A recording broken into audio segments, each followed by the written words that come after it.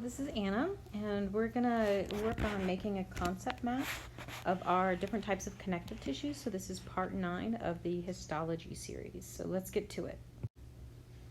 All right, so remember when we were doing the epithelium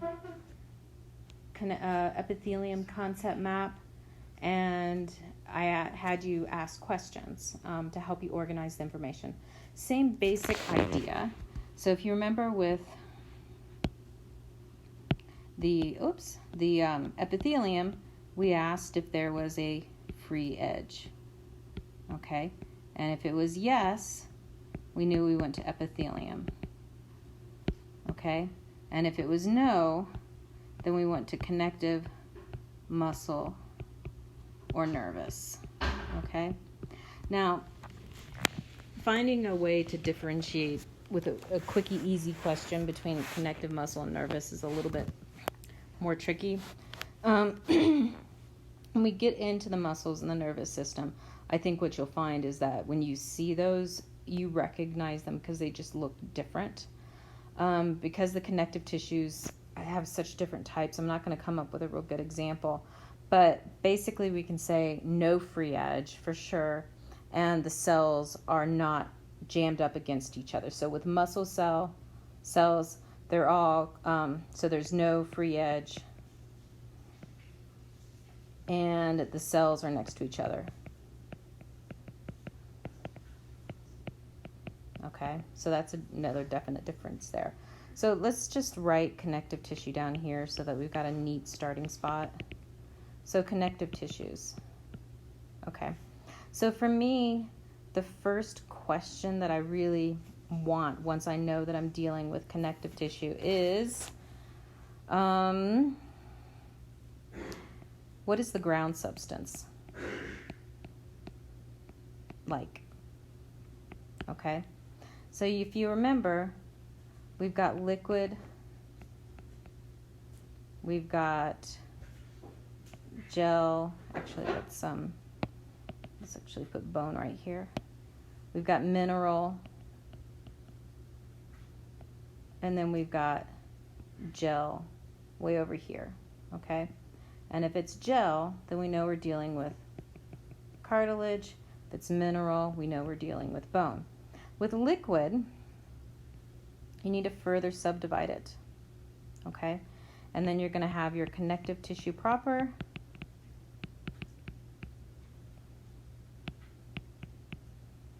and then blood and lymph over here. So how do you differentiate these? Well, here, the fibers are dissolved. All right, and they are in a vessel, whether it's a blood vessel or a lymphatic vessel. With connective tissue, the fibers are typically visible and present, although that can be a little sketchy sometimes. All right, so we're basically just going to stop right here with bone and blood, and then we're going to continue on to work on our connective tissue propers and cartilage. So if we come over here to connective tissue proper, then the next question that I want to ask is about the density of fibers. Okay, so let's change color because it's fun. So not packed together and then packed close. Or you could say lots of fibers, and over here lots of ground substance. Okay, then we're going to subdivide these, and I know I've got 3 of each. I have a areolar, and I don't like the way I did that line. I have adipose, and I have reticular. Okay, so things to think about here. All right, so with adipose, you have adipocytes, and they're densely packed. You really can't see the fibers, but it does have all 3 fiber types. Okay? Reticular, only reticular fibers, but it's really dense number of cells. And most of the cells are going to be lymphocytes, but you can also have other white blood cells and, of course, fibroblasts. And if it's the spleen, there will be red blood cells. Now, areolar, we want to remember that areolar is our classic form. You've got all 3 fiber types. You've got all the different types of cells. You've got lots of ground substance. All right, I want you to remember also that with areolar, the fibers go in multiple directions, just like in dense irregular. Okay? All right. And then this would be a place where you would write down location examples of where you would find it, and then also function of where you would find it. So a location would be like in the dermis, okay? And then function, so remember with areolar, I said one of the better ones was to focus on the fact that gases, etc., diffuse across easily to access epithelium. Okay, and then you would do the same thing over here. Write your location, write function, and then write a location example, and then write a function example. Okay, let me pick a different color. Let's do purple. All right, now we're going to do the dense, and then I actually didn't write loose over here, so we're going to write loose, and then over here we're going to write dense. Okay, so I need more room, so I'm going to kind of come over here, and then I'm going to take my arrow and I'm going to come down here, and I'm going to rewrite dense CTP. Okay, and then I'm going to do my 3 types. Okay, so I've got dense regular, dense irregular, and elastic CTP. And remember, I want you to write that so that you do not confuse it with elastic cartilage. So with dense regular, what do you see? Fibers in one direction. Whereas with dense regular, fibers in many directions. All right, and then with elastic, recoil. How do you recognize? Wait, let me see, what do I want to say? All right, so this is talking about, actually, let me erase recoil. That's in the wrong spot. And this one has elastic, higher amount of elastic fibers. It's also very thin and delicate and hard to find. All right, so function. Resist tension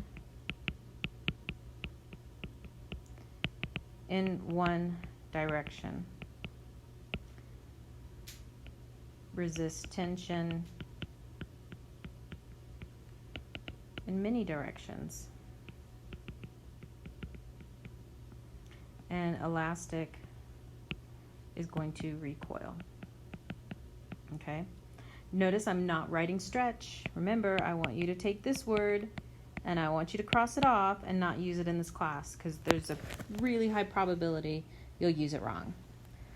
Because the English language sometimes is a little wonky. All right?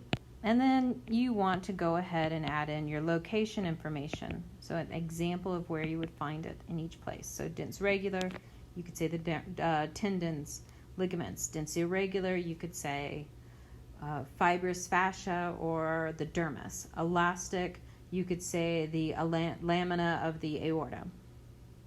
Okay? So those were the connective. So let's zoom back out.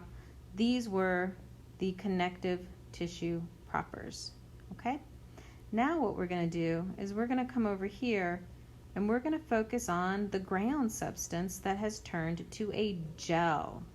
All right, so what do I look for to identify cartilage? Well, first, I look for those fish eyes, which are chondrocytes and lacuna.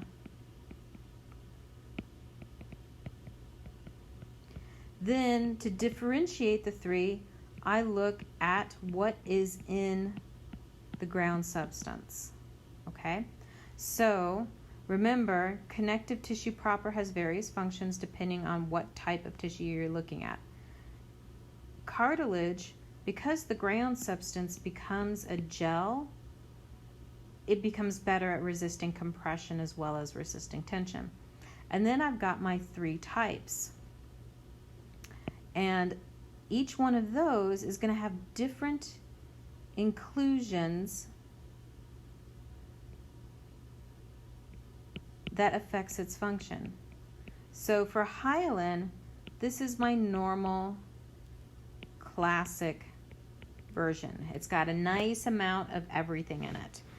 And then I've got one that has lots of collagen, an extreme amount of collagen in it. And then I have another one that's got an extreme amount of elastic fibers in it. So hyaline is my classic. Lots of collagen means it's fibrocartilage. And lots of elastic fibers means it's elastic cartilage. And so that I do not confuse it with elastic CTP, I always write the word cartilage. Okay? So hyaline, what do I notice? So the question here is, what does the ground substance look like? So with hyaline, it's going to be smooth and glassy. I've got all three fiber types. I've got hyaline, I've got collagen, reticular, elastic, but there's not a ton of any of them. So the gel basically makes them disappear. They're there, but you can't see them, okay? Fibrocartilage looks like pooled cotton in between all of the lacunae. Basically, there is so much collagen. It's like you've soaked a cotton ball and then pulled it out. There's so much of it that it makes the gel look fuzzy, okay? And then you've got the elastic cartilage. And that has those short, sharp, black lines, which are those elastic fibers embedded in the gel. And there's a lot of them, so you see them, okay? And then you've got, of course, function. So hyaline is just going to be resist tension and compression. Fibrocartilage resists extreme tension and compression, whereas elastic recoils back to original shape. Okay? And then, of course, you want to add to your concept map an example of the location for each of these. Okay? All right. That is all I'm going to say on doing this concept map. Again, every time I do a concept map, it looks different, and that's normal and okay. What you want to do is now take the questions and try to create your own map, or if you hate the concept maps and you love tables, you could turn this into a table instead. But what you need to do is rewrite the material and put it into a different form, and then you'd be able to use that for studying. All right, signing off.